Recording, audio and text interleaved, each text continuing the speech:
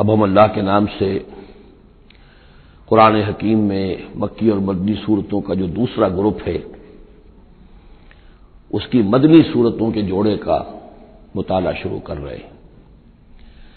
مکیات اس دوسرے گروپ میں دو ہیں، سورۃ الانعام، سورۃ الاعراف، جن کا مطالعہ ہم کر چکے ہیں، اور میں نے ابتدا ہی میں عرض کیا تھا کہ یہ گروپ اس اعتبار سے متوازن ہے کہ اس میں دو ہی سورتیں مکی ہیں، دو ہی مدنی ہیں۔ انفال اور توبہ یہ دو مدنیات ہیں۔ ان کا جو ربط اور تعلق ہے اس گروپ کی مکی صورتوں کے ساتھ، پہلے تو اس کو سمجھ لیجئے۔ ہم دیکھ چکے ہیں سورہ انعام اور اعراف میں کہ ان میں اتمام حجت ہوا ہے بنو اسماعیل پر یا مشرکین عرب پر۔ اس اتمام حجت کے بعد اللہ کا جو ہمیشہ سے ضابطہ اور قاعدہ رہا ہے، قانون رہا ہے کہ کسی رسول کے بھیجے جانے کے بعد اور اس کی جانب سے اتمام حجت کے کیے جانے کے بعد بھی اگر کوئی قوم کفر پر اڑی رہے بحیثیت مجموعی تو اس پر عذاب الہی آتا ہے، عذاب استیصال۔ اگرچہ یہ عذاب مختلف شکلوں میں آیا، کہیں کسی قوم کو ان کے اپنے ہی علاقوں میں سیلاب بھیج کر اور غرق کر دیا گیا جیسے حضرت نوح علیہ السلام، کہیں کوئی بہت تیز آندھی بھیجی اور اس کے نتیجے میں جیسے کہ قوم عاد کے اوپر عذاب آیا، کہیں زلزلہ آیا، کہیں آسمان سے پتھراؤ ہوا جیسے کہ عمورہ اور صدوم کی بستیوں پر ہوا، کہیں جیسا کہ آپ کو معلوم ہے کہ آل فرعون کو ان کے محلوں سے اور گھروں سے نکال کر لا کر اور سمندر میں غرق کر دیا۔ تو قریش پر جو عذاب آیا ہے اللہ تعالیٰ کا وہ اپنی نوعیت میں منفرد ہے، کیونکہ حضور خود قرشی تھے، بنی اسماعیل میں سے تھے، اور آپ نے اتمام حجت کر دیا ان پر 13 برس تک 12 برس تک دعوت دے کر، تو اب گویا کہ وہ عذاب الہی کے مستحق ہو گئے تھے۔ لیکن یہ عذاب الہی جو ہے قریش پر جو آیا ہے وہ بالاقساط آیا ہے۔ اس کی قسط اول ہے کہ جو غزوہ بدر میں ان تک پہنچی، انہیں مکے سے نکالا گیا جیسے کہ آل فرعون کو ان کے محلات سے نکالا گیا اور لا کر سمندر میں غرق کیا گیا۔ وہ مکہ دارالحرم تھا، وہ تو جگہ تھی حرم، لہذا وہاں سے انہیں نکالا گیا، اور میدان بدر میں پہلی قسط عذاب الہی کی انہیں وصول کرنی پڑی۔ ان کے 70 سردار کھیت رہے اور معجزانہ طریقے پر کھیت رہے، اس میں کوئی شک نہیں کہ جیسے عذاب الہی پہلے قوموں پر آتے تھے اسی طرح کا معاملہ یہ ہوا ہے کہ تقریباً نہتے 313 میں سے صرف 8 افراد کے پاس تلواریں تھیں اور ادھر سے 1000 پوری طرح کیل کانٹے سے لیس ہو کر آئے تھے۔ تو اللہ کی خصوصی مدد تھی کہ جس سے یہ عذاب آیا ہے اصل میں قریش کے اوپر، اور تقریباً تمام بڑے بڑے نامور سردار جو ہیں وہی میدان میں کھیت رہے، 70 ان کے قیدی ہو گئے۔ ابھی زخمی کتنے ہوئے ہوں گے انہیں بھی آپ ذہن میں رکھیے۔ تو یہ عذاب کی پہلی قسط تھی جو غزوہ بدر میں آئی ہے، اور پھر عذاب کا آخری مرحلہ آیا ہے سن 9 ہجری میں، جب مشرکین عرب کو آخری الٹیمیٹم دے دیا گیا کہ اب بس چند مہینے کی تمہیں مہلت دی جا رہی ہے، اس کے اندر اندر یا ایمان لے آؤ اور یا تمہیں تہہ تیغ کر دیا جائے گا۔ فَإِذَا انسَلَخَ الْأَشْهُرُ الْحُرُمُ فَاقْتُلُوا الْمُشْرِكِينَ حَيْثُ وَجَدتُّمُوهُمْ۔ اب یہ انتہائی یوں سمجھیے کہ توہین اور تذلیل کے ساتھ چیلنج تھا۔ یہ دوسری بات ہے کہ وہ سب لوگ ایمان لے آئے اور یہ قتل عام کی نوبت نہیں آئی، لیکن یہ کہ یہ آخری قسط تھی۔ وہ آخری قسط جو ہے سورہ توبہ میں بیان ہوئی ہے، اور عذاب کی پہلی قسط جو ہے وہ سورہ انفال میں ہے۔ ان دونوں صورتوں کو جمع کر دیا گیا تاکہ انعام اور اعراف میں بنو اسماعیل پر یا مشرکین عرب پر اتمام حجت، اور انفال اور توبہ میں ان پر جو عذاب الہی نازل ہوا اس کی تفصیل۔ تو یہ تو ہے معنوی ربط اس گروپ کی مکی اور مدنی صورتوں کے مابین۔ باقی جو یہ سورہ انفال ہے اس کے بارے میں نوٹ کر لیجئے کہ غزوہ بدر کے فوراً بعد متصلاً بعد نازل ہوئی ہے، گویا کہ سورہ آل عمران جو ہم پڑھ چکے ہیں اس سے پہلے ہے اس کا نزول، اس کے اکثر و بیشتر حصے سے پہلے نازل ہوئی ہے۔ تو یہ زمانی ترتیب جو ہے اگر یہ ذہن میں نہ رہے تو پھر اس سے کافی خلجان پیدا ہو جاتا ہے۔ اس کا جو پس منظر ہے وہ یہ غزوہ بدر کا معاملہ سمجھنا بہت ضروری ہے۔ دیکھیے یہاں تفصیل کا موقع تو ہے نہیں، میں نے سیرت النبی علیہ صاحب الصلاۃ والسلام سے منہج انقلاب نبوی کے جو مختلف سٹیپس ہیں کہ اس میں کن کن مراحل سے ہو کر آپ نے دین کے غلبے کا جو فرض منصبی آپ کے حوالے کیا گیا تھا اس کی تکمیل فرمائی، تو اس میں یوں سمجھیے کہ ایک مرحلہ تھا جو مکے میں طے ہو گیا، اور اصل میں 4 مرحلے تھے: دعوت، تنظیم، تربیت اور صبر محض۔ وہاں ہاتھ اٹھانے کی اجازت نہیں تھی۔ ہم پڑھ آئے ہیں، سورہ نساء میں آ چکا ہے کہ اس وقت حکم تھا کفو ہے بھی کو اپنے ہاتھ بندھے رکھو، تمہارے چاہے ٹکڑے اڑا دیے جائیں، تمہیں زندہ جلا دیا جائے، تم کوئی انتقامی کارروائی تو دور کی رہی، مدافعانہ کارروائی بھی نہیں کرو گے۔ No raising of hands even in self defence. یہ 4 مراحل تھے جو چلتے رہے تا آ کے ایک طرف تو حضور کے پاس جانثاروں کی ایک جماعت تیار ہو گئی جو سرد و گرم چشیدہ تھے، ہر طرح کے حالات میں سے گزر چکے تھے، سختیاں جھیل چکے تھے، قربانیاں دے چکے تھے، ان کے اخلاص با اللہ میں کسی شک و شبے کی گنجائش نہیں تھی، ان کے دل جو ہے خالص ہو چکے تھے اللہ کے لیے۔ اور دوسری طرف یہ کہ اللہ تعالیٰ نے ایک دارالہجرت کا انتظام کر دیا، کھڑکی کھول دی مدینے کی طرف، ہجرت کا اہتمام ہو گیا تاکہ اہل ایمان کو وہاں سے نکال کر اور مدینے میں لے آیا جائے۔ اب یہاں سے اقدام ہو، اسی لیے ہجرت فرض کر دی گئی کہ اب تمام مسلمان یہاں آ جائیں۔ ظاہر بات ہے کہ ہجرت جو ہے وہ فلائٹ نہیں تھی، وہ کوئی فرار نہیں تھا، بھاگ کر جان بچانا نہیں تھا۔ مغربی مورخین تو اسی نام سے اس کو یاد کرتے ہیں۔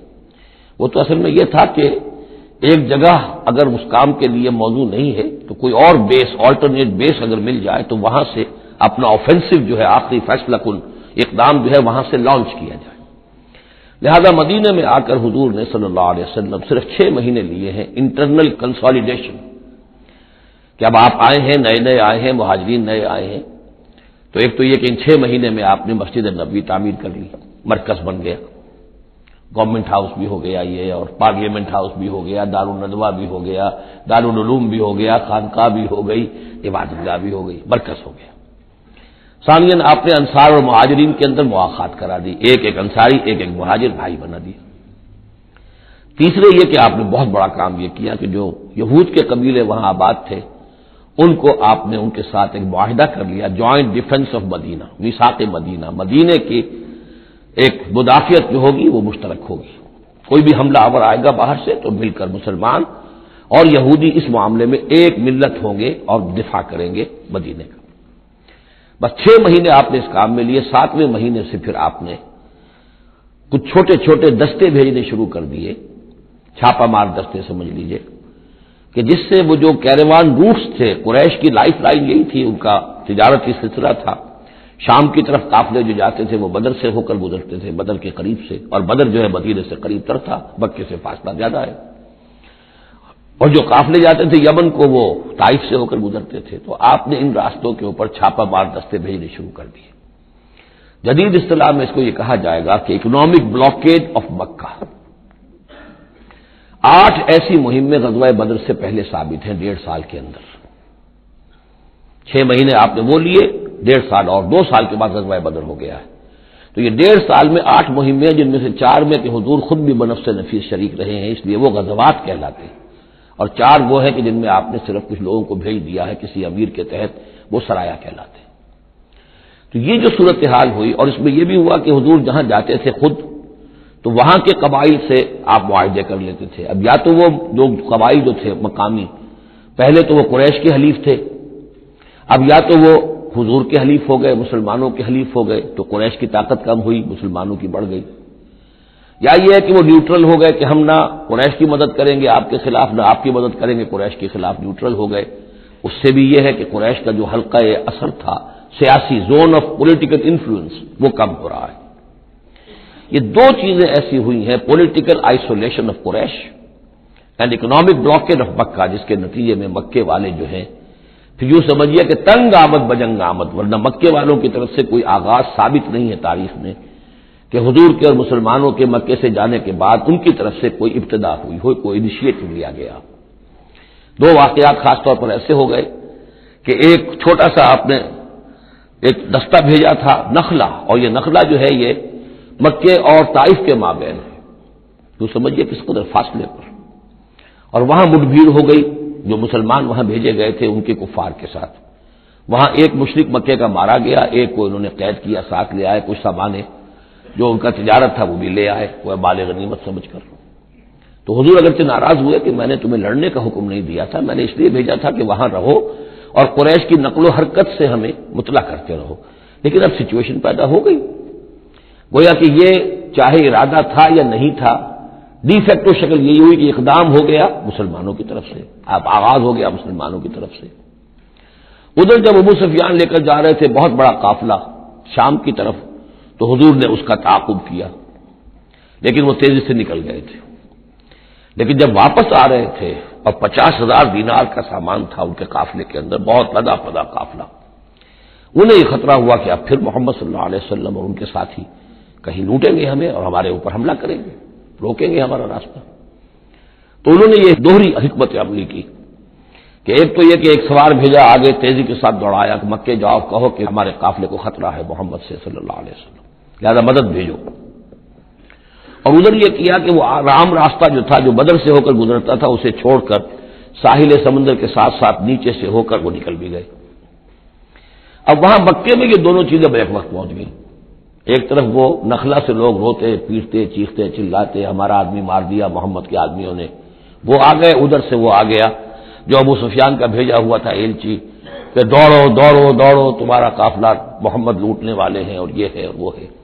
بس وہ وار کرائی وہاں ہوئی اور 1,000 کا لشکر جو ہے وہاں پر پھر جمع کیا گیا اور 900 اونٹ فراہم کیے گئے اور 100 گھوڑوں کا ایک رسالہ تیار کیا گیا اور وہ لوگ مکے سے نکل آئے۔ یہ صورتحال ادھر ہو رہی تھی۔ ادھر یہ ہے کہ حضور صلی اللہ علیہ وسلم نے مدینے میں پہلے تو یہ فیصلہ کیا تھا کہ اب یہ قافلہ واپس آنے والا ہے تو ہم اس قافلے کا تعاقب کریں، ابھی جنگ وغیرہ کا آپ کو گمان نہیں تھا، ابھی مدینے ہی میں آپ نے یہ جو ہے ایسا ارادہ ظاہر کیا کہ جیسے پہلے بھی گئے تھے، جب قافلہ جا رہا تھا شام کی طرف تو تعاقب کیا تھا، ایسے جب آ رہا ہے تو اسے انٹرسیپٹ کریں۔ لہذا ایک تو مشاورت ہوئی ہے مدینے میں، آیا چلنا چاہیے یا نہیں چلنا چاہیے، وہ میں بعد میں عرض کروں گا جب ہم آیتیں پڑھیں گے۔ پھر جب کچھ لوگ نکل آئے اور یہ نہیں سمجھا گیا تھا کہ کوئی جنگ ہونی ہے، کوئی بڑا لشکر آ رہا ہے، اس وقت تک اطلاع نہیں تھی، اسی لیے بس جو جس کے ہاتھ میں آیا، کسی کے پاس نیزہ تھا، کسی کے پاس کچھ اور تھا، تلواریں 8 تھیں، گھوڑے کل 2 تھے، وہ چل پڑے۔ چلو اس لیے کہ مسئلہ تو قافلے کا مسئلہ ہے نا، کوئی جنگ تو ہے نہیں، کوئی لشکر وشکر تو آ نہیں رہا۔ جب آپ کچھ سفر طے کر کے مقام صفرا تک پہنچ گئے تو وہاں وحی آ گئی اور آپ کو اطلاع بھی پہنچ گئی، اطلاع بھی پہنچ گئی کہ ابو جہل جو ہے 1,000 کا لشکر لے کر مکے سے چل پڑا ہے، اور وحی بھی آ گئی، اللہ نے بتا دیا کہ اے نبی اب یہ 2 شکلیں ہیں، جنوب سے مکے کی طرف سے ایک لشکر آ رہا ہے کیل کانٹے سے لیس ہے، شمال سے قافلہ آ رہا ہے، اور میرا یہ وعدہ ہے کہ ان دونوں میں سے ایک ضرور تم کو دے دوں گا، تم کو فتح حاصل ہو جائے گی، یہ میرے اہل ایمان کو بتا دیجئے اور ذرا مشورہ کیجئے۔ تو دوسری مشاورت جو ہے وہ مدینے سے نکل کر ہوئی ہے مقام صفرا میں۔ یہ اصل میں جو چیزیں اگر سامنے نہ ہو تو پھر یہ بہت خلجان ہوتا ہے، اور اکثر لوگوں کو، مترجمین کو اور مفسرین کو بہت خلجان رہا ہے ان آیات کے سمجھنے میں۔ اور اس کے علاوہ جو ایک خلجان رہا ہے وہ یہ رہا ہے کہ ایک دور ہم پر ایسا گزرا ہے انگریز کے حکومت کے زمانے میں، اور خاص طور پر جب نئی نئی مغربی سائنس اور مغربی تہذیب کا ہم پر حملہ ہوا ہے، تو چونکہ مغرب کے لوگوں نے یہ کہا کہ یہ اسلام تو تلوار سے پھیلا، بوئے خون آتی ہے اس قوم کے افسانوں سے، تو ہمارے ہاں کچھ مخلص لوگ تھے، نیک لوگ تھے جو چاہتے تھے کہ اسلام کو اور حضور صلی اللہ علیہ وسلم کی سیرت کو بچائیں، اس کی دفاع کریں۔ ان کا نہیں اسلام تلوار سے نہیں پھیلا، حضور نے تو جو جنگیں کی تھی وہ صرف مدافعانہ تھیں، ان کے اوپر جنگ ٹھوس دی گئی تھی اور آپ نے کوئی اقدام نہیں کیا۔ اور ان میں سب سے بڑا کام کیا ہے ہندوستان میں مولانا علامہ شبلی نعمانی رحمۃ اللہ علیہ نے، میں ان کا نام ادب سے لوں گا اس لیے کہ سر سید احمد کے زیر اثر تھے، اور وہ جو جدید جو ابھی آیا تھا، جو مغربی افکار و خیالات اور تہذیب اور تمدن اور ویلیوز اور نظریات کا جو ریلا آیا تھا، اس کا مقابلہ کرنا آسان کام نہیں تھا۔ تو یہ اپولوجیٹک انداز اختیار کیا ہے شبلی نعمانی نے، اور اس میں یہ ہے کہ وہ جو ابتدائی جو 8 غزوات اور سرایا ہیں جو بدر سے پہلے ہوئے، انہیں بالکل تقریباً نظر انداز کر دیا ہے، تاکہ یہ ثابت نہ ہو کہ انیشیٹو حضور کی طرف سے ہوا ہے۔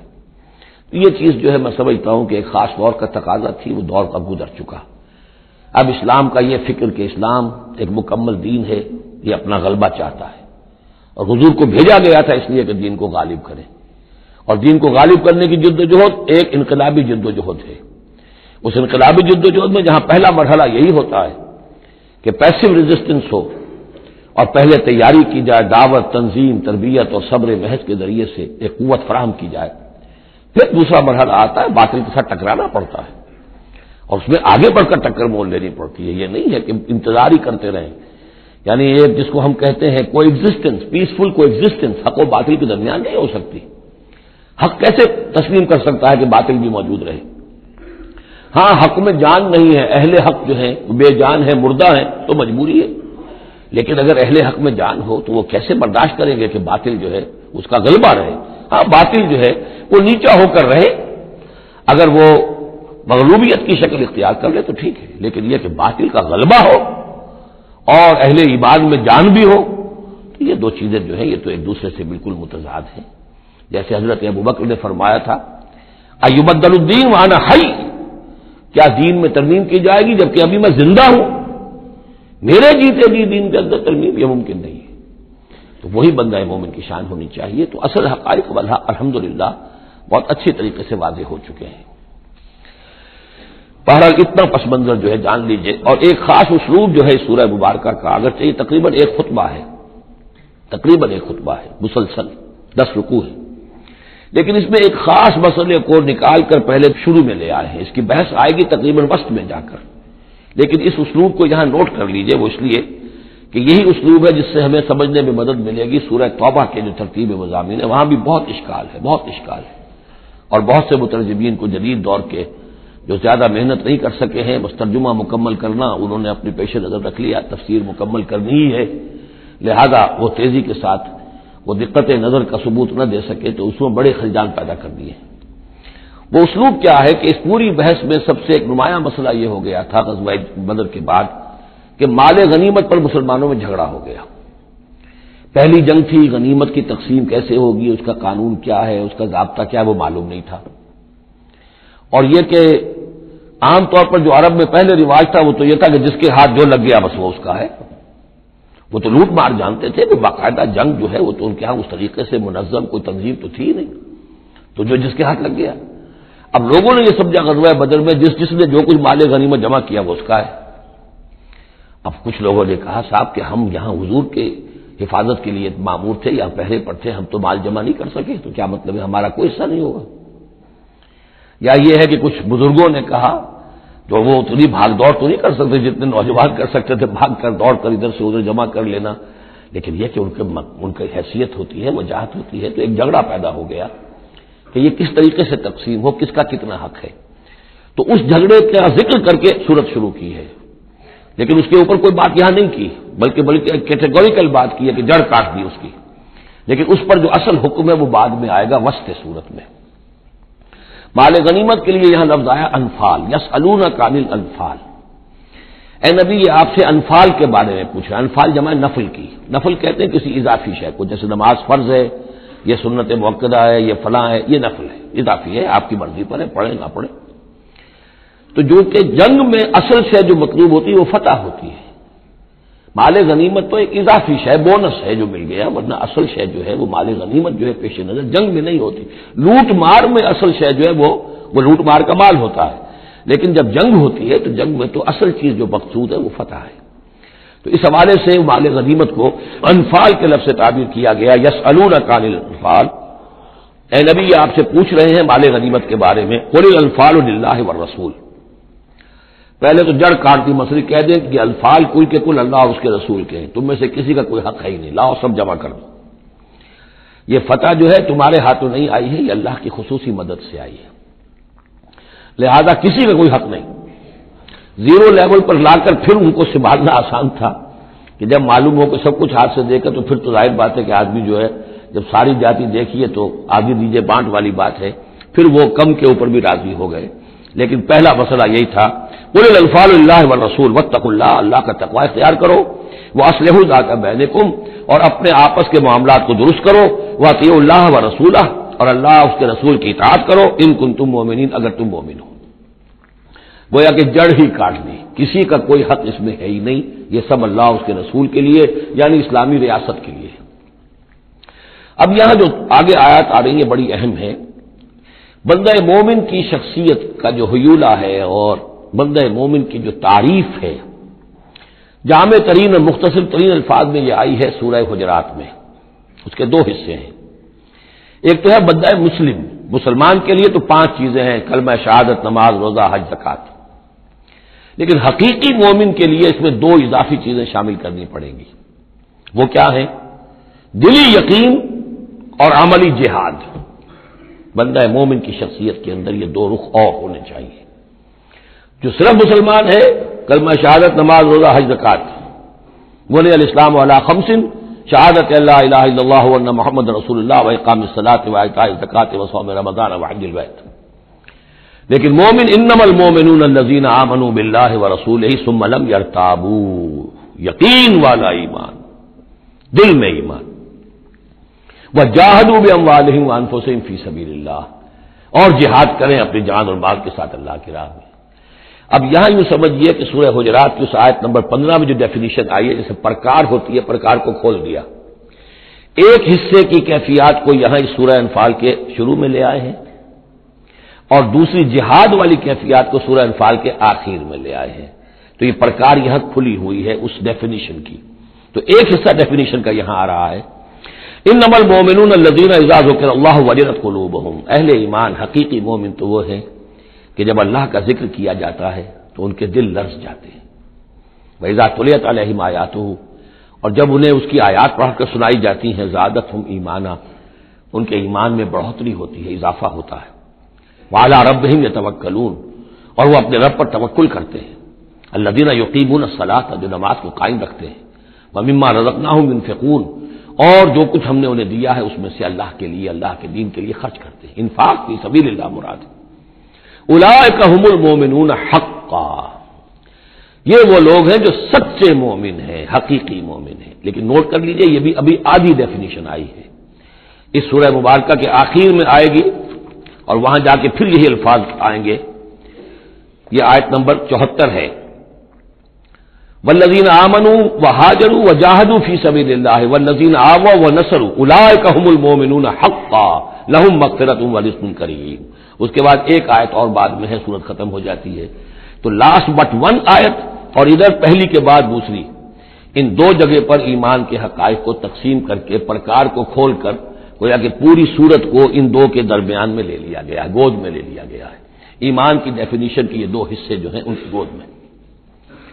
اب یہاں سے شروع ہو رہا ہے غزوہ بدر کا۔ کما اخرجک ربک من بیتک بالحق، جیسے کہ نکالا آپ کو اے نبی آپ کے رب نے آپ کے گھر سے حق کے ساتھ، یعنی آپ کا یہ بدر کی طرف روانہ ہونا جو ہے یہ اللہ تعالیٰ کی ایک اسکیم کا حصہ تھا، اللہ کی اپنی ایک تدبیر ہے۔ وَإِنَّ فَرِيقًا مِّنَ الْمُؤْمِنِينَ لَكَارِهُونَ، اہل ایمان میں سے کچھ لوگ اسے پسند نہیں کر رہے تھے۔ یہ کون لوگ تھے؟ یہ ہے وہ پہلی مشاورت جو مدینہ ہی میں ہوئی ہے۔ ان میں ظاہر بات ہے مدینہ میں منافق بھی تھے، جن کا خیال یہ تھا لڑنے بھیڑنے کا، لوٹ مار کرنے کا یہ کوئی فائدہ ہے بھلا، بس تبلیغ کرنی چاہیے، اچھی بات کہنی چاہیے، نیک بات کہنی چاہیے، یہ کیا طریقہ ہے؟ منافقین کا آرگومنٹ موجود تھا جو اس کو پسند ہی نہیں کرتے تھے، اس لیے کہ جنگ کا سلسلہ چل نکلا تو ہمیں بھی جانا پڑے گا، ہماری جان اور مال کے اوپر بھی آنچ آئے گی، تو نپ دی ایول ان دی بڈ، اس سے تو بہتر ہے کہ اس کو یہیں پر ختم کرو۔ اس اعتبار سے ویسے بھی کچھ انسانی فطرت ایسی ہوتی ہے، کچھ نیک سرشت لوگ بھی ہوتے ہیں کہ آخر اس سے کیا فائدہ نکلے گا، ابھی کوئی خاص جو ہے قریش کی طرف سے تو اقدام ہوا نہیں تھا، ہم آگے بڑھ کر جو ہے یہ جو بات اقدام کر رہے ہیں تو آخر اس کا فائدہ کیا ہے؟ تو یہ اس قسم کی باتیں اس وقت کہی گئیں۔ ان فریقا من المؤمنین لکارہون، اب یہ مومنین ان میں سے اہل نفاق بھی ہو سکتے ہیں اور سادہ لوگ اور نیک دل جو مسلمان ہیں وہ بھی ہو سکتے ہیں۔ یجادلونک فی الحق بعد ما تبین کانما یساقون الی الموت وهم ینظرون، اور وہ جھگڑ رہے تھے آپ سے حق کے معاملے میں جبکہ بات ان پر بالکل واضح ہو چکی تھی۔ یہ دوسری آیت میرے نزدیک جو دوسری مشاورت ہوئی ہے مقام صفرا پر، اس سے متعلق ہے۔ وہ یہ کہ وہاں سے جب مکے سے آپ چلے تو اس وقت تک کسی لشکر وغیرہ کی کوئی اطلاع نہ آپ کو تھی اور نہ اس کا کوئی گمان تھا ابھی، وہ تو ایسے ہی تھا جیسے پہلے 8 مرتبہ جو ہے وہ جو ایکسکرشنز جو ہوئی تھیں، جس طریقے کی مہمات بھیجی گئی تھیں، یہ اسی طرح کی ایک مہم ہے۔ لیکن یہ ہے کہ آگے چل کر جب آپ کچھ دور چل کے آ گئے تھے، یہاں آ کر جو ہے آپ کو وحی بھی آ گئی اور اطلاعات بھی مل گئی کہ صورتحال وہ ہو چکی ہے۔ ایک طرف نخلا سے روتے پیٹتے لوگ پہنچ گئے وہاں، دوسری طرف یہ کہ ادھر سے ابو سفیان کا جو ہے ایلچی پہنچ گیا چیختا چلاتا ہوا، اور 1000 کا لشکر لے کر ابو جہل نکل پڑا ہے بدر کی طرف۔ اب وہ بدر کی طرف آ رہا ہے، ادھر سے قافلہ بدر کی طرف آ رہا ہے شمال سے۔ اس وقت اللہ تعالیٰ نے فرمایا، اور یہ مشاورت جیسا کہ میں نے کہا تھا، جیسے کہ حضرت طالوت نے کی تھی، ایک آزمائش اپنی فوج کی کہ جو اس دریا میں سے پانی پیے گا، سیر ہو کر پیے گا، اس کا مجھ سے کوئی تعلق نہیں۔ اسی طرح کا آپ نے مشاورت کا معاملہ اللہ تعالیٰ کے حکم سے مسلمانوں کے سامنے رکھ دیا۔ بعدما تبین کانما یساقون الی الموت، وہ لوگ ایسے محسوس کر رہے تھے جیسے انہیں دھکیلا جا رہا ہو موت کی طرف، وہم ینظرون، اور وہ دیکھ رہے ہوں۔ ظاہر بات ہے یہ کیفیت تو کٹر جو منافق تھے وہاں پر انہیں کی ہو سکتی تھی۔ وَإِذْ يَعِدُكُمُ اللَّهُ إِحْدَى الطَّائِفَتَيْنِ أَنَّهَا لَكُمْ، اور جب کہ اللہ تعالیٰ وعدہ کر رہا تھا تم سے کہ ان دونوں گروہوں میں سے ایک تمہیں مل جائے گا، ایک پر تمہاری فتح گارنٹیڈ ہے۔ وَتَوَدُّونَ أَنَّ غَيْرَ ذَاتِ الشَّوْكَةِ تَكُونُ لَكُمْ، اور اے مسلمانوں تم یہ چاہتے تھے کہ ادھر جاؤ جدھر کے کانٹا لگنے کا کوئی اندیشہ نہ ہو، اس لیے کہ بمشکل 50 یا 100 آدمی تھے اس قافلے کے ساتھ، اور اونٹ تھے بے شمار، اور جو میں نے آپ کو بتایا بہت بڑی مقدار کے اندر جو ہے 50,000 دینار کا جو مال تھا ان کے پاس، تو ان کو تو آسانی سے قابو کیا جا سکتا تھا، اس میں اندیشہ کم تھا۔ پھر دلیلیں بھی عقلی آ گئی ہوں گی کہ حضور ہمارے پاس تو کچھ ہتھیار بھی نہیں ہے، کچھ نہیں ہے، ہم تیاری کر کے مدینے سے نکلے ہی نہیں ہیں، تو اچھا ہے پہلے یہ کہ ہم جا کر ان پر قبضہ کر لیں، تو ان کے ہتھیار بھی ہمیں مل جائیں گے، تو پھر لشکر سے لڑنے کے لیے ہم بہتر پوزیشن میں ہوں گے۔ تو عقل و منطق بھی یہ گویا کہ ان کے ساتھ تھی۔ وَيُرِيدُ اللَّهُ أَن يُحِقَّ الْحَقَّ بِكَلِمَاتِهِ، اللہ یہ چاہتا تھا کہ اپنے بات کو اپنے فیصلے کے ذریعے سے حق کا حق ہونا ثابت کر دے۔ وَيَقْطَعَ دَابِرَ الْكَافِرِينَ، اور کافروں کی جڑ کاٹ دے۔ یہ قطع دابر القوم الذین ظلموا، کافر قوم کی جڑ کاٹ دی گئی، جو ہم پڑھ کر آئے سورہ اعراف میں۔ اللہ کا ارادہ یہ تھا، اگر عام جو دنیاوی قواعد و ضوابط ہیں، فزیکل لاز ہیں، اس کے تحت یہ ہوتا تو اتنی بڑی بات ہی نہ ہوتی۔ اسے یوم الفرقان بنانا تھا کہ نمایاں ہو جائے کہ اللہ کس کے ساتھ ہے، حق کدھر ہے، اور یہ اسی وقت ہو سکتا تھا جبکہ یہ کنٹراسٹ برقرار رہتا کہ بے سر و سامان 313 گئے ہیں اور کیل کانٹے سے لے 1000 کے ساتھ ان کا مقابلہ ہوا ہے، اور پھر انہیں اللہ نے فتح دی ہے۔ لہذا اللہ کی مرضی کچھ اور تھی۔ یرید اللہ ان یحق الحق بکلماتہ ویقطع دابر الکافرین، اللہ چاہتا تھا کہ اپنی باتوں کے ذریعے سے حق کا حق ہونا ثابت کر دے اور کافروں کی جڑ کاٹ دے۔ یہ یحق الحق کا، تاکہ سچا ثابت کر دے حق کو، سچ کو، ویبطل الباطل، اور باطل ثابت کر دے باطل کو، باطل ہونا اس کا ثابت ہو جائے۔ ولو کرہ المجرمون، خواہ یہ مجرموں کو کتنا ہی ناگوار ہو۔ استستغیثون ربکم، یاد کرو جب کہ تم اپنے رب سے استغاثہ کر رہے تھے، دعائی دے رہے تھے کہ اللہ ہماری مدد فرما۔ فاستجاب لکم، تو اللہ نے تمہاری دعا کو قبول کیا تھا۔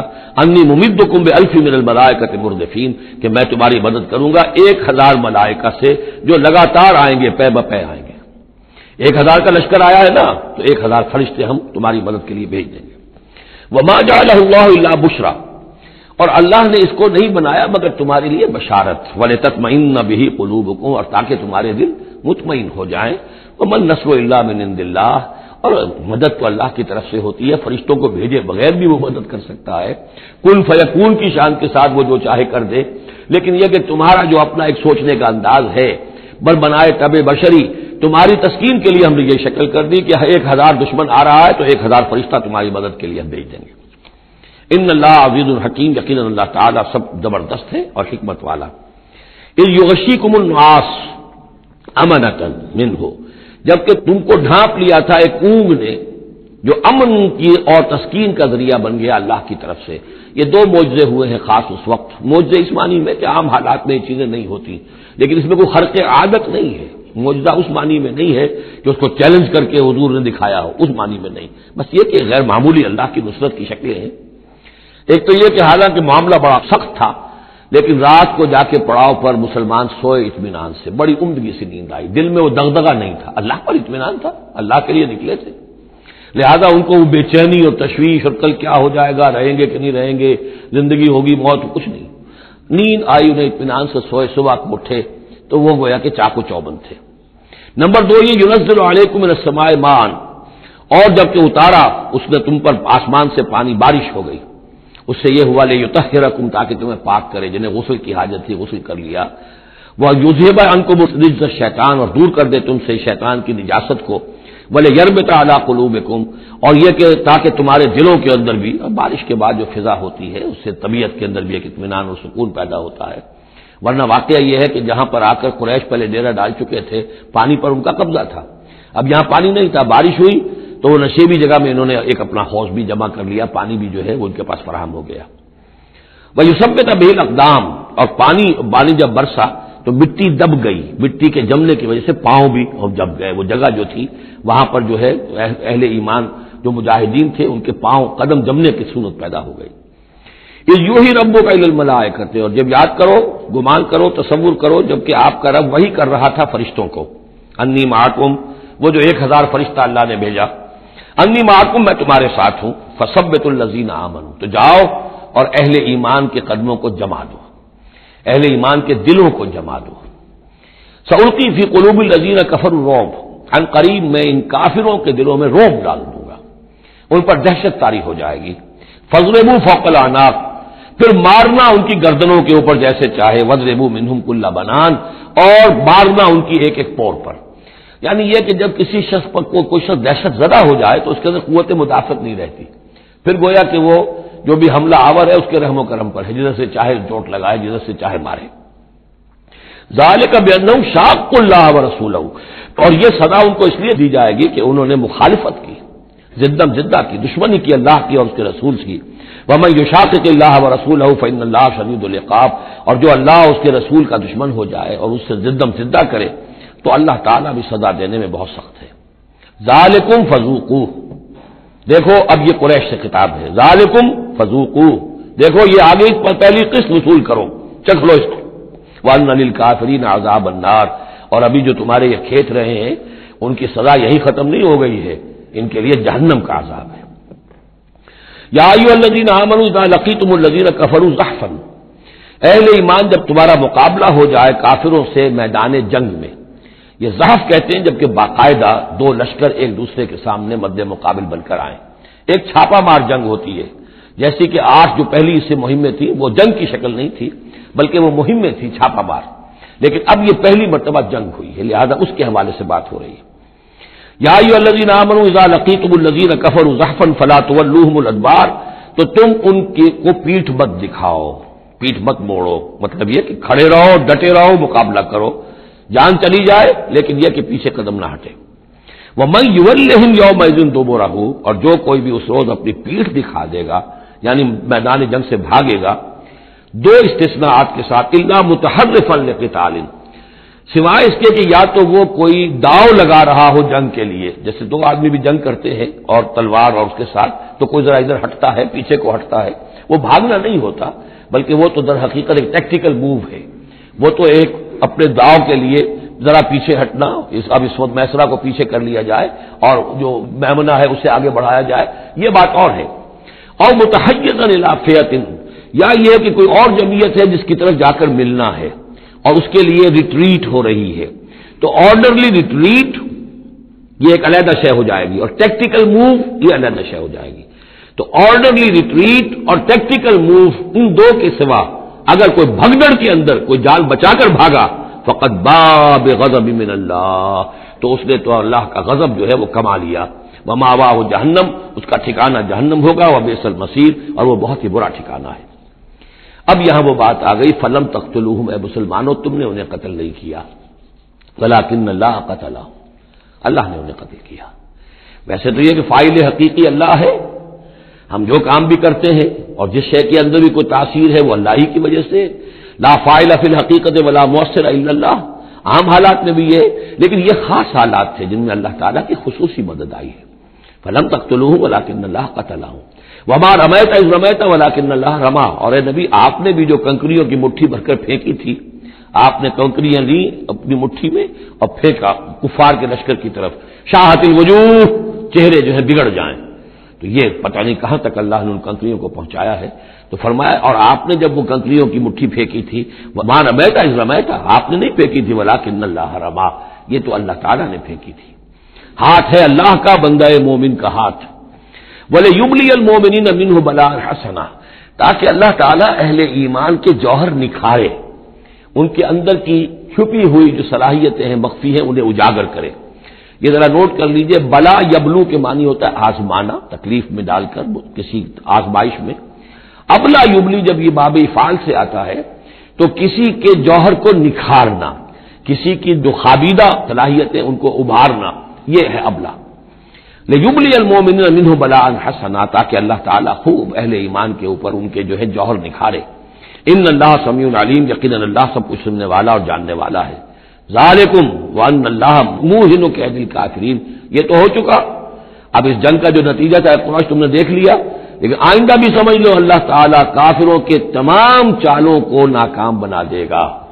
یہ اہل ایمان سے بھی خطاب ہو گیا اور اجے کے کفار کے لیے بھی. اور پھر کفار سے خطاب ہے اذ تستفتحوا فقد جاءکم الفتح. اصل میں ابو جہل جو لشکر کا وہ سمجھیے کمانڈر ان چیف کی حیثیت سے آیا تھا، اسے اتنا یقین تھا کہ میں نے اتنی تیاری کی ہے، اتنا ساز و سامان ہے کہ ہم مسلمانوں کو کچل کر رکھ دیں گے. تو پہلے سے پروپیگنڈا شروع کر دیا تھا یہ یوم الفرقان ہوگا، یہ پتہ چل جائے گا اللہ کس کے ساتھ ہے. اللہ کو تو وہ بھی مانتے تھے، اللہ کے ساتھ دیویوں اور دیوتاؤں کو مانتے تھے نا، اللہ کے منکر تو نہیں تھے. لیکن یہ کہ ادھر اللہ ہی اللہ تھا، ادھر اللہ کے ساتھ اور منات اور دیوتا اور وہ بھی تھے.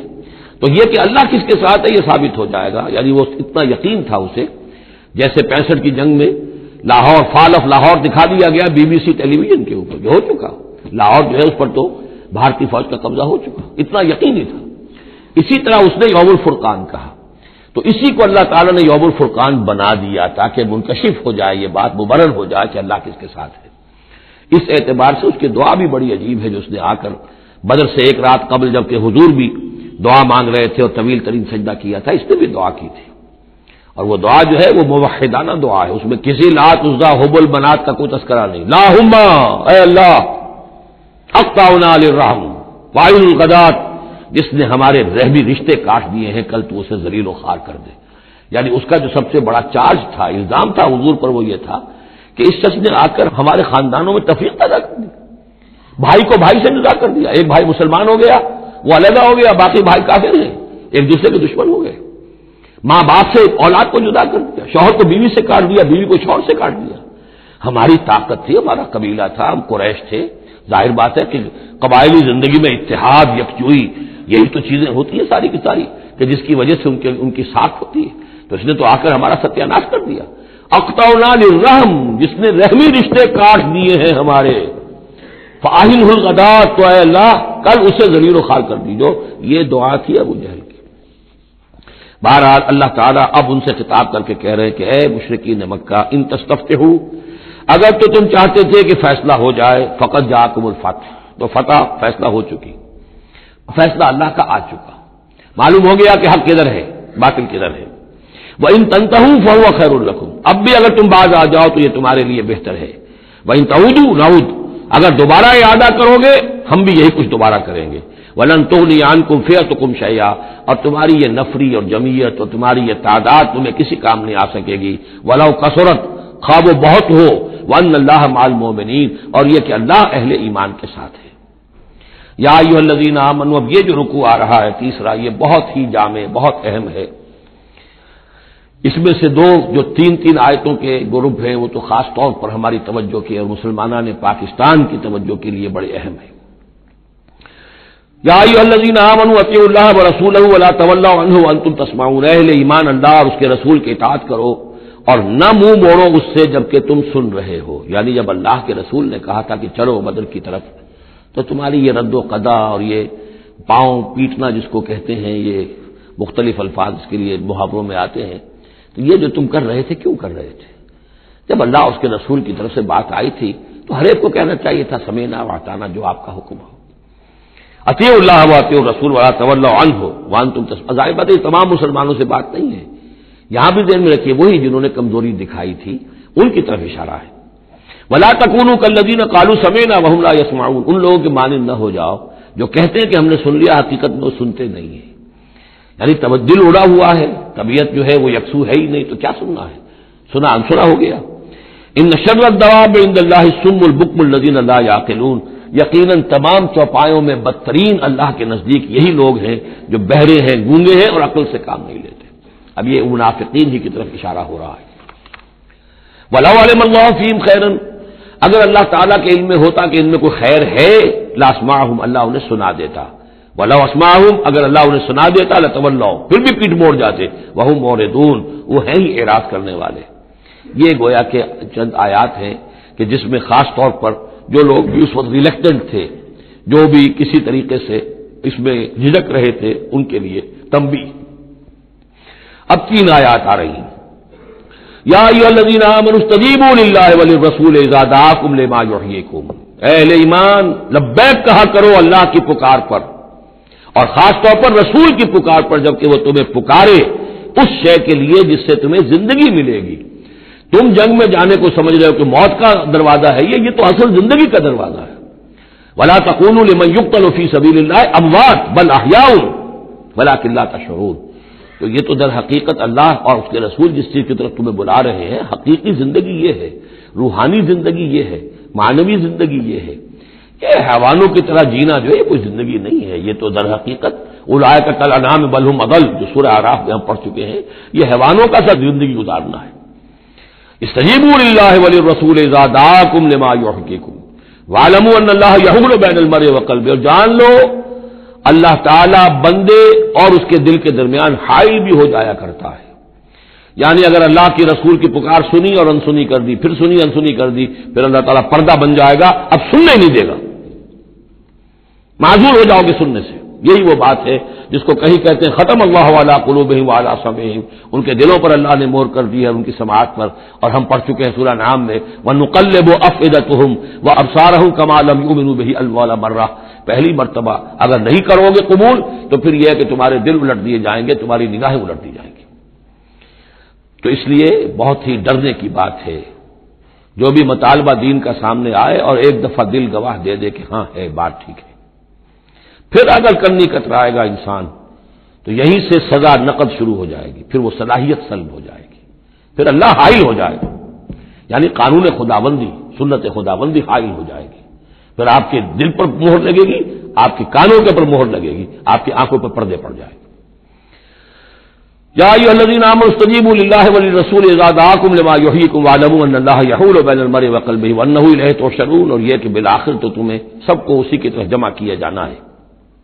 واتقوا فتنۃ لا تصیبن الذین ظلموا منکم خاصہ، اور ڈرو اس سزا سے، اس عذاب سے کہ جب آئے گا تو تم میں سے صرف گناہگاروں ہی کو اپنی لپیٹ میں نہیں لے گا. اس کا میں کل حوالہ دے چکا ہوں.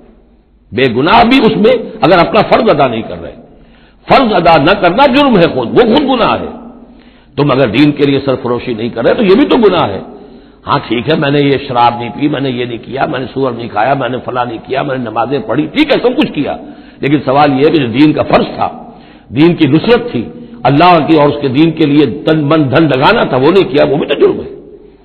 تو وَاعْلَمُوا، اور جان لو ان اللہ یحول بین المرء وقلبہ وانہ الیہ تحشرون واتقوا فتنۃ لا تصیبن الذین ظلموا منکم خاصۃ واعلموا ان اللہ شدید العقاب. اور جان لو کہ اللہ سزا دینے میں بہت سخت ہے. وَاذْكُرُوا، یہ ہے خاص پاکستانی مسلمانوں کے لیے آیت. اور یاد کرو اذ انتم قلیل، جب تم تھوڑی تعداد میں تھے. جیسے ہم بھی اقلیت کی کا خوف تھا ہمیں کہ ہم ہندوؤں کے مقابلے میں اقلیت ہیں. مستضعفون فی الارض، جنہیں زمین میں دبا لیا گیا تھا. تخافون یتخطفکم الناس، تمہیں اندیشہ یہ تھا کہ لوگ تمہیں اچک لے جائیں گے، اکثریت جو ہے وہ تمہیں ایکسپلائٹ کرے گی معاشی اعتبار سے، سماجی اعتبار سے، لسانی اعتبار سے، مذہبی اعتبار سے. فآواکم، تو اللہ نے تمہیں پناہ کی جگہ دے دی. وَأَيَّدَكُم بِنَصْرِهِ، اور تمہاری مدد کی ہے، خاص تائید کی ہے اپنی خاص نصرت سے. وَرَزَقَكُم مِّنَ الطَّيِّبَاتِ، اور تمہیں بہترین پاکیزہ رزق عطا کیا ہے. لَعَلَّكُمْ تَشْكُرُونَ، تاکہ تم شکر کرو. یا ایھا الذین آمنوا لا تخونوا اللہ والرسول، اے ایمان مت خیانت کرو اللہ سے اور اس کے رسول سے. ایمان کا دم بھرنا اور پھر اس کے دین کو، اللہ کے دین کو مغلوب دیکھ کر بھی اپنے دھندے، اپنے کاروبار، اپنی جائیداد، اپنی ملازمت، اپنا پروفیشن اسی چکر میں لگے رہنا، اس سے بڑی خیانت کیا ہوگی؟ بے وفائی ہے، غداری ہے، خیانت ہے۔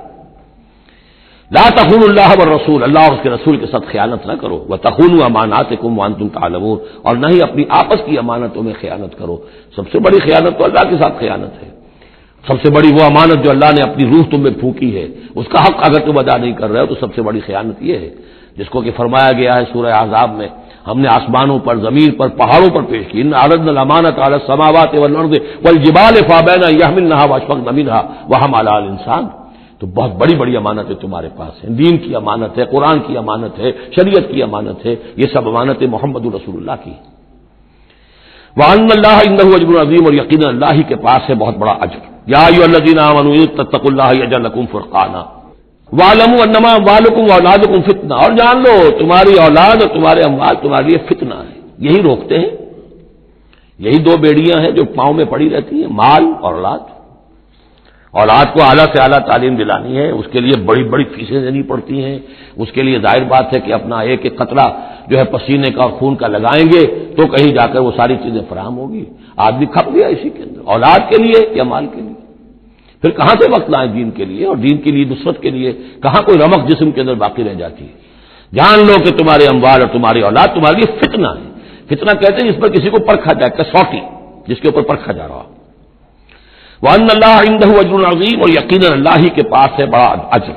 یا ایھا الذین آمنوا ان تتقوا اللہ یجعل لکم فرقانا، اہل ایمان اگر تم اللہ کے تقوی پر برقرار رہو گے تمہارے لیے فرقان، ایک کے بعد دوسری فرقان آتی رہے گی۔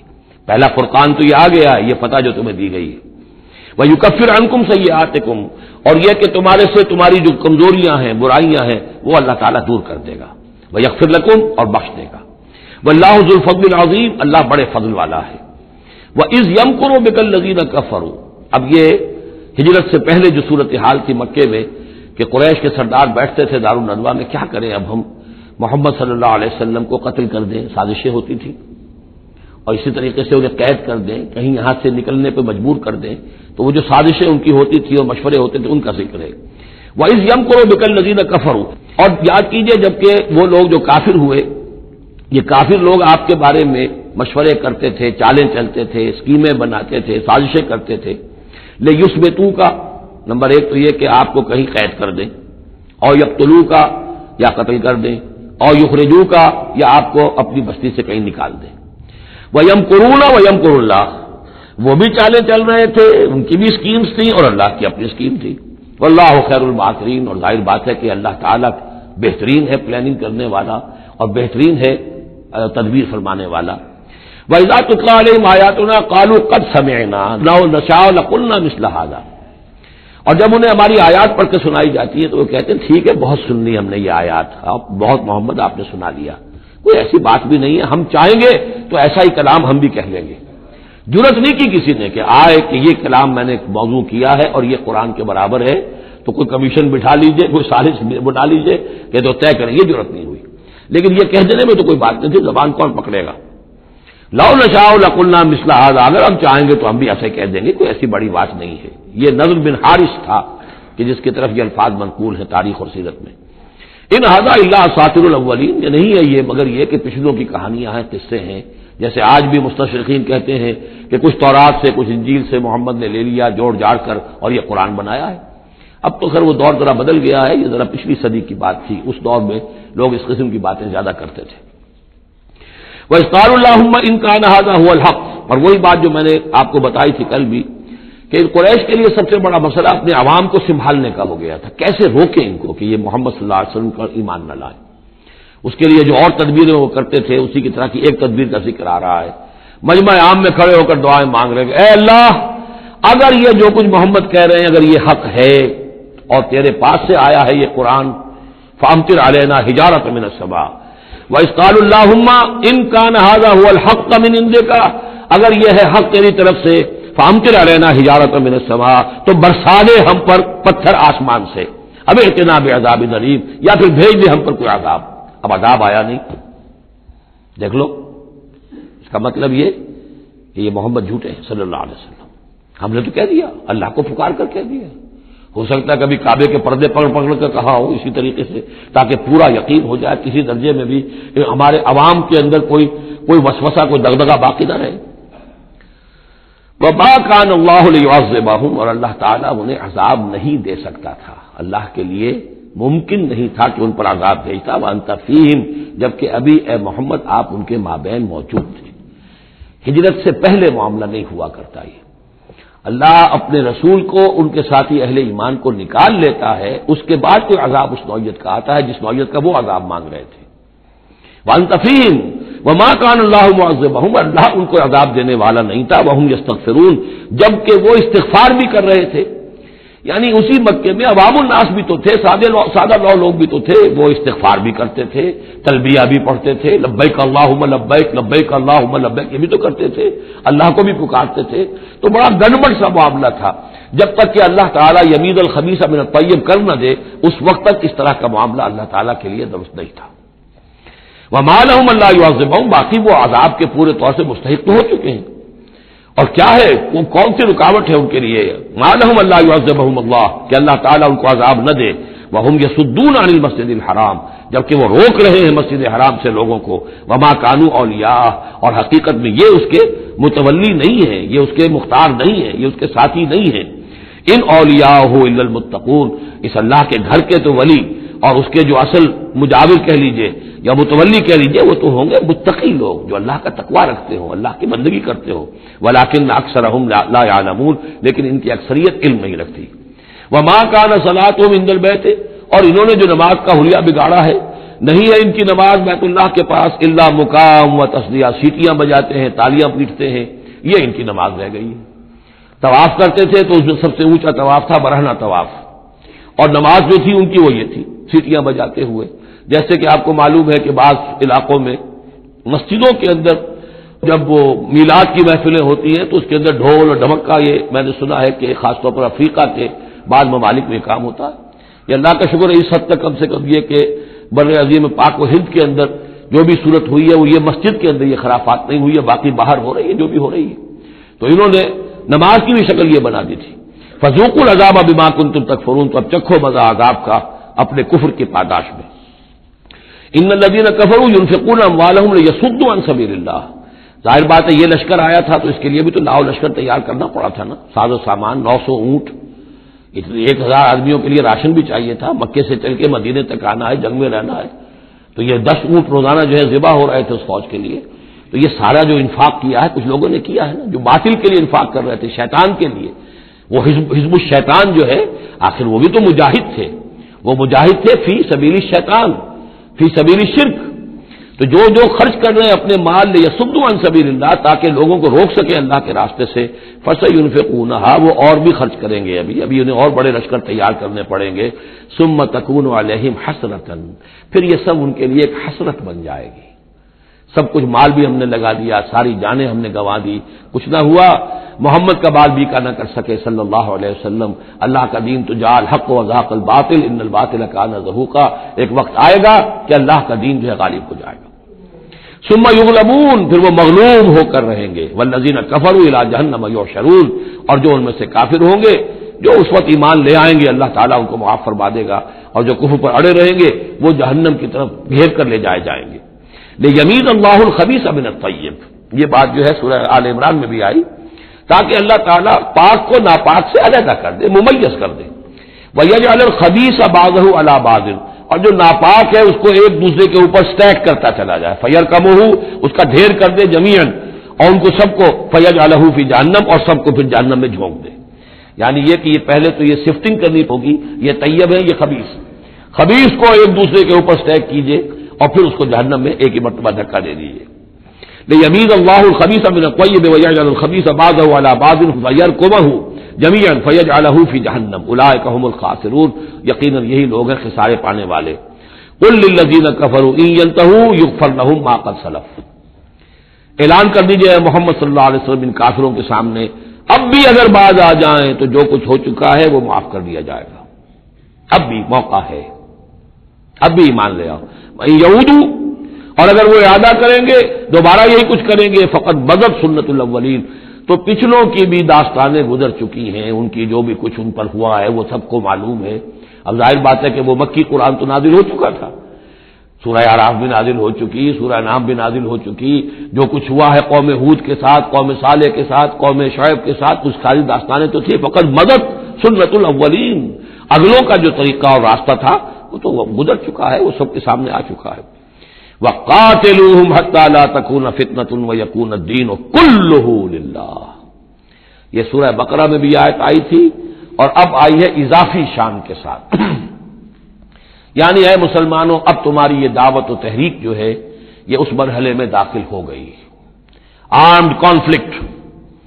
اب یہ 15 برس کے بعد حضور نے جب دعوت کا آغاز کیا ہے مکے میں، اس کے بعد سے 15 برس گزر چکے، اب وہ دعوت، تنظیم، تربیت، صبر محض کا دور ختم ہوا، پیسو ریزسٹنس کا دور ختم ہوا، اب ایکٹیو ریزسٹنس کی محمد نے صلی اللہ علیہ وسلم اقدام کیا، اور اقدام کے نتیجے میں آخری اور چھٹا مرحلہ آ گیا، یعنی عام کانفلکٹ۔ اب تلوار سے ٹکرا چکی، اب تمہاری تلواریں نیام میں نہیں جائیں گی جب تک کام مکمل نہ ہو جائے، اور کام کی تکمیل کیا ہے؟ فتنہ بالکل ختم ہو جائے۔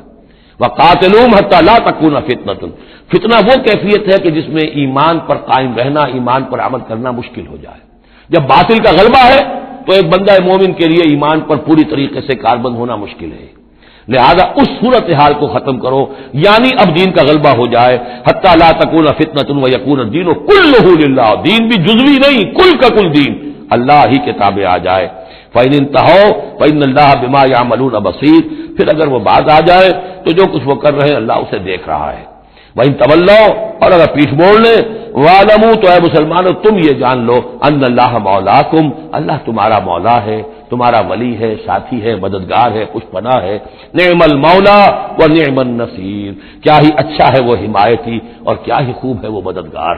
بارک اللہ لی ولکم فی القرآن العظیم ونفعنی وإیاکم بالآیات والذکر الحکیم۔